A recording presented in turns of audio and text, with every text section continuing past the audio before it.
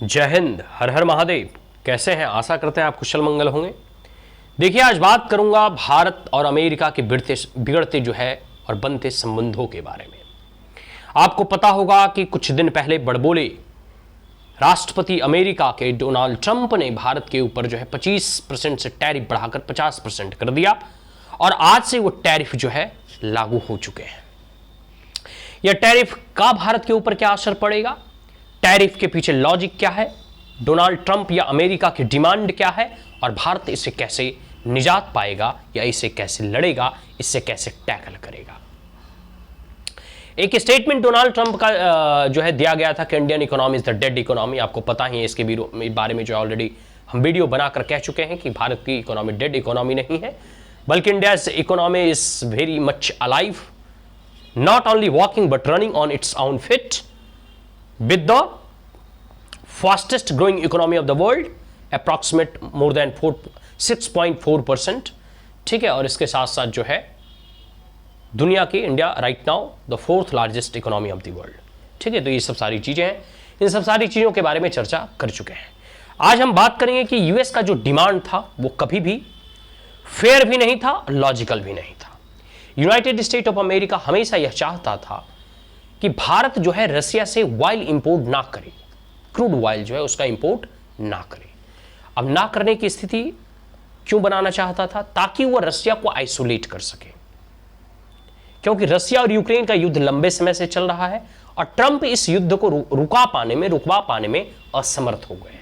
हालांकि ट्रंप बहुत बार क्लेम कर चुके हैं कि हमने ऑपरेशन सिंदूर को रुकवा दिया, लेकिन ट्रंप के जो है पिछवाड़े में इतनी गुद्दा होता, मतलब कह सकते हैं कितना सामर्थ्य होता, तो अब तक जो है रूस और यूक्रेन के युद्ध को भी वो रुकवा चुके होते।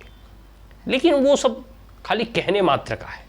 मोदी जी ने ऑपरेशन सिंदूर में जो टारगेट अचीव करने थे, भारत देश के जवानों को जो लक्ष्य हासिल करना था, जो आतंकी टेररिस्ट कैंपों को तबाह करना था, उस लक्ष्य और टारगेट को हासिल किया और युद्ध को पाउज किया है, खत्म नहीं किया है। इस चीज को याद रखिएगा।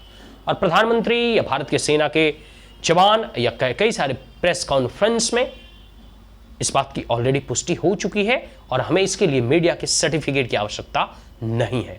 भारत ने अगर ऑपरेशन सिंदूर अपने मन मुताबिक, अपने अनुसार से दुश्मनों को ठिकाना लगाने के लिए अगर स्टार्ट किया था, जो आरंभ किया, तो इसका अंत भी हम अपने ही अनुसार करेंगे। हमें किसी भी आकाओं के ना ही सर्टिफिकेट की आवश्यकता है और ना ही इंस्ट्रक्शंस की।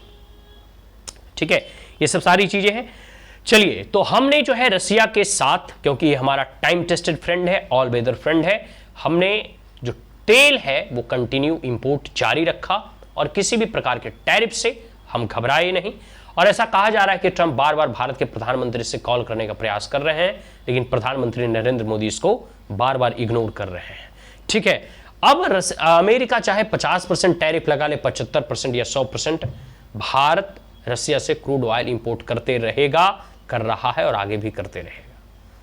ठीक है, मतलब कहने का मतलब है कि भारत के एक्सटर्नल अफेयर्स मिनिस्टर के स्पोक पर्सन ने इस बात पे ऑलरेडी प्रेस विज्ञप्ति जारी करके इस बात को कह दिया है कि India continue to buy the Russia oil.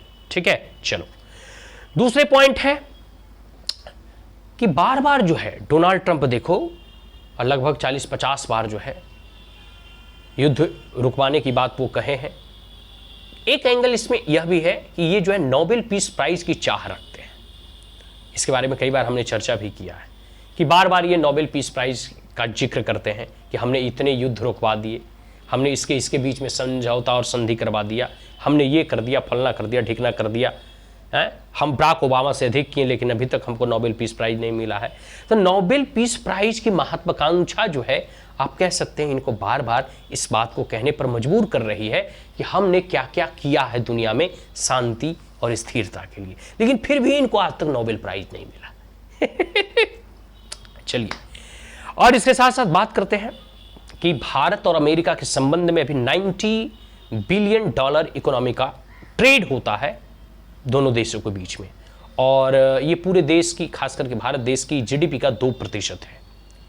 तो अगर अमेरिका अगर इस दुनिया में नहीं रहता या अब आने वाले समय में नहीं रहे, तो क्या आपको लगता है कि भारत नहीं रहेगा? या अमेरिका पूरी तरह से 50% टैरिफ अपने आप में बहुत बड़ा टैरिफ होता है। इससे ऑलरेडी ये सब सारे प्रोडक्ट का आप जो है एक्सपोर्ट खास करके उस देशों में, तो अमेरिका देशों में नहीं होगा, अन्य देशों में होंगे। तो अगर 50% का टैरिफ लगाया गया है तो इसे 100 भी कर दे तो उससे भी अब कोई फर्क पड़ने वाला नहीं है। 2% की जीडीपी का नुकसान होगा तो होने दीजिए, ये दुनिया बहुत बड़ी है, 210 देशों से अधिक देश है और भारत अपने आप में अमेरिका से कई गुना बड़ा देश है, इतना ही बड़ी मार्केट भारत में है। ठीक है, तो इसके लिए भारत को कभी भी इसमें घबराने की आवश्यकता नहीं है, पहली बात।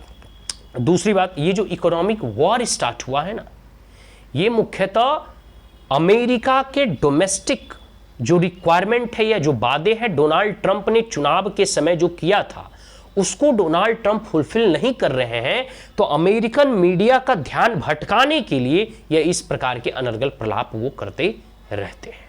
ठीक है, और डोमेस्टिक कंपल्सन्स है इनका कि अगर ये इस प्रकार से नहीं करेंगे तो जो है यह अमेरिकन लोगों का जो ध्यान है वो अपने ऊपर कैसे अट्रैक्ट कर पाएंगे। ठीक है, ये सब सारी चीज़ें हैं। तो ये भारत के साथ इकोनॉमिक वॉर कह सकते हैं, कोल्ड वॉर कह सकते हैं, युद्ध शुरू हो गई। लेकिन भारत इसको कैसे टैकल करेगा, आगे इसके बारे में जिक्र करने से पहले हम कुछ चीज़ें और आपको ध्यान में लाना चाहते हैं कि भारत ही सिर्फ रसिया के साथ ट्रेड कर रहा है ऐसा नहीं है। इनके कई सारे मित्र देश जैसे नाटो के देश, तुर्की है, वह भी रसिया से इंपोर्ट एक्सपोर्ट या फिर ट्रेड करता है। तुर्की के साथ साथ यूरोपियन यूनियन के कई देश हैं, वो रसिया से ट्रेड कर रहा है। ठीक है, तो क्या यूरोपियन यूनियन के देश या तुर्की जैसे देशों के ऊपर भी टैरिफ्स लगाए जाएंगे? अभी तक तो ट्रंप ने नहीं लगाया है। इसके साथ साथ चाइना भी ट्रेड कर रहा है, अब इस बात को समझिए।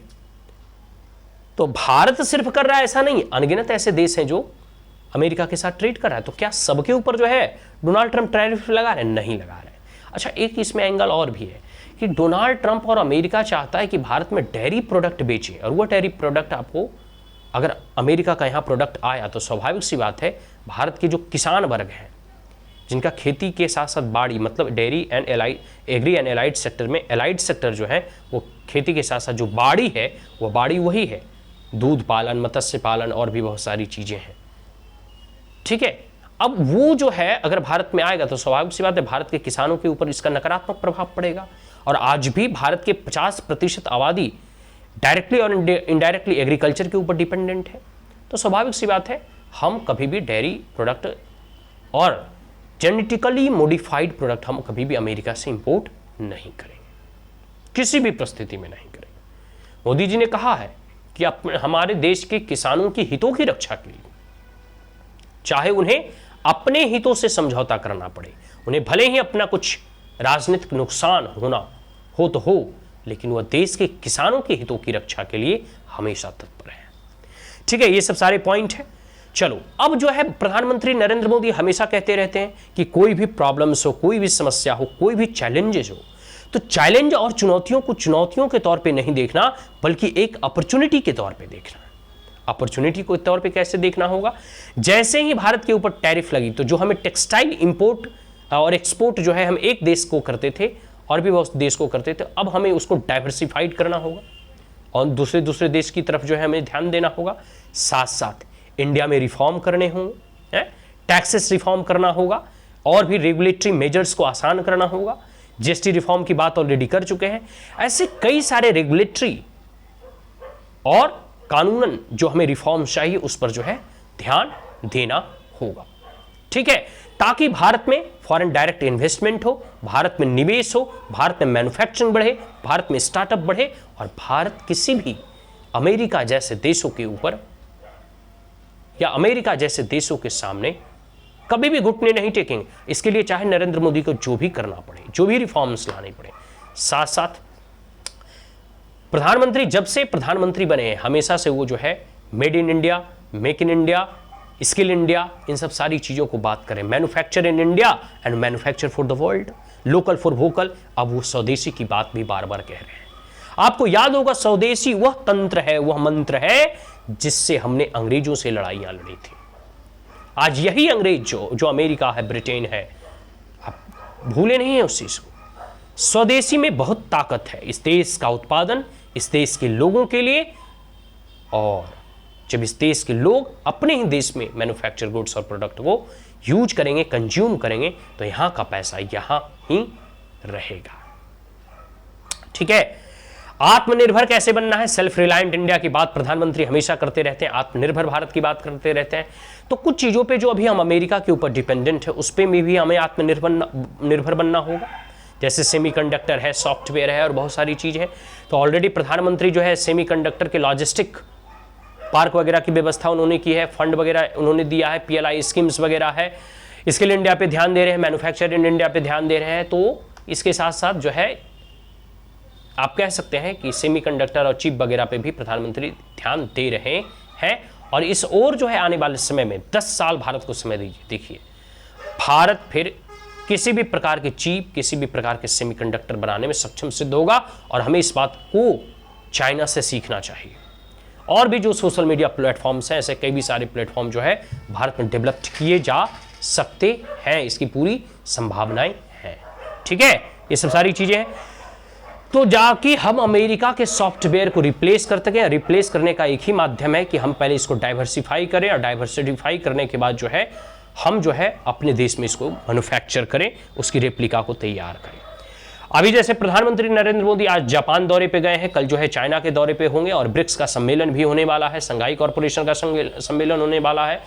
तो ऐसा सुनने में भी आ रहा है कि ब्रिक्स अब डिजिटल करेंसी लॉन्च करेगी। तो ये जो 5 देश है, भारत, चाइना, रसिया, साउथ अफ्रीका और ब्राजील, जो इमर्जिंग नेशन है, ये सब सारे देश आपस में ट्रेड जो है अपने अपने देश के करेंसी को स्वैप करके करे, तो शायद हम अमेरिकन डॉलर के प्रभाव से, उसके इंपैक्ट से बच जाएंगे। और अमेरिका डॉलर का जो एक प्रकार से कह सकते हो ना कि पूरी दुनिया में जो ये अपना रौब जमाने का प्रयास करते हैं, उससे भी भारत निजात पाएगा। तो डिजिटल करेंसी लॉन्च होगी, और अपने ही देश के करेंसी में खास करके ये 5 इमर्जिंग नेशन जब ट्रेड करने लगेंगे, तो स्वाभाविक सी बात है रुपया को भी बल मिलेगा और अपने ही देश की करेंसी में ट्रेड होंगे। ठीक है, और ब्रिक्स जो है फ्यूचर ऑफ द वर्ल्ड है, आप कह सकते हैं ब्रिक्स नेशन जो है इमर्जिंग इकोनॉमी है, और यह फ्यूचर ऑफ द वर्ल्ड है। ठीक है, और इसके साथ साथ आप कह सकते हैं कि यह पहली बार नहीं है जब अमेरिका और भारत के संबंध में ठोनाबाजी हुआ, या ठनबन या अनबन हुआ है। इससे पहले भी अमेरिका हमेशा से पाकिस्तान का सपोर्ट करते आया है, चाहे 1971 का युद्ध हो, 1965 का युद्ध हो, और अनगिनत सारे युद्धों में जो है अमेरिका हमेशा से पाकिस्तान का सपोर्ट करते आया है। अमेरिका कभी भी नहीं चाहता है कि भारत एक डेवलप्ड नेशन बने, या भारत एक जो है आर्थिक महाशक्ति बने, राजनीतिक और सामरिक महाशक्ति बने, या फिर सामरिक या राजनीतिक दृष्टिकोण से भारत स्थिर या मजबूत हो। वो हमेशा से भारत को कमजोर करने के लिए यहाँ कोलिजन गवर्नमेंट को जो है बैठाया है, और खास करके एक पार्टी को अधिक सपोर्ट करता है, उसको जो है ट्रेनिंग भी कभी कभी अमेरिका जैसे देशों में उन्हें मिलता है। ठीक है, अब मोरल तो सपोर्ट उनको रहता ही है। और वो अभी वर्तमान जो स्थिर सरकार है, जो 10 सालों से भारत को मजबूती प्रदान कर रहा है, जो भारत की उन्नति और प्रगति में आगे बढ़ा रहा है, वैसे सरकार को अमेरिका स्थिर करना चाहता है, ताकि वो भारत की अर्थव्यवस्था और भारत की बढ़ती आर्थिक प्रगति से वो जलने लगा है कि कैसे भारत कल तक एक डेवलपिंग नेशन था, आज 4th लार्जेस्ट इकोनॉमी बन गया है। आने वाले समय में हम 3री बड़ी आर्थिक महाशक्ति के तौर पर उभरेंगे। हम जो है परमाणु संपन्नशाली राष्ट्र हैं, और भारत अपने आप में 145 और 150 करोड़ का बाजार है, इतना बड़ा बाजार है। और भारत हर चीज में अभी युवा एक देश है, more than 65% of our population are below 35 years. तो हमारे पास हर चीज है, जो इन्वायरमेंट चाहिए, जो वातावरण चाहिए, जो स्थिर सरकार चाहिए, जो पॉलिटिकल मोटिव्स चाहिए, जो एजेंडा चाहिए, जो विजन चाहिए, और साथ साथ जो मैन पावर चाहिए, मार्केट चाहिए, ये सारी चीजें भारत में उपलब्ध है।